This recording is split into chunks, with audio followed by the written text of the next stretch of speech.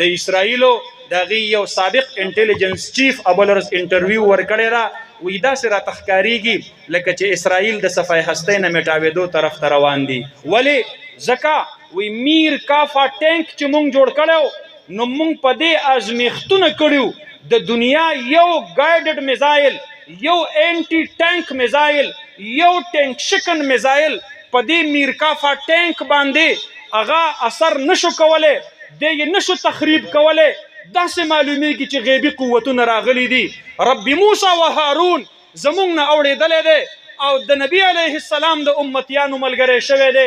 دا د موساد د انټيليجنس سربراه ویلي دي وایي داسې معلومیږي لکه چې د موسی او د هارون علیهم السلام رب دا د نبی علیه السلام د امت ملګری شوی دی بیګا مې د یو اسرائیلي د هغې د یو فوجي انټرویو اورېدله وی غیبي مخلوق چې ما د هغې په شکل هیبتناک شکلونه چرته په دنیا کې نه ولیدلي مونږ د هغې سره جنګ کوو لګیا یو د الله فرشتې د مجاهدین حماس سره څنګ په څنګ د اسرائیلو خلاف شریک جهاد دي مسلمانانو ته دعوت ورکوي رب هم هغه دی کعبة الله چې محفوظه کړې وه رب هم هغه دی بیت المقدس چې به محفوظ کوي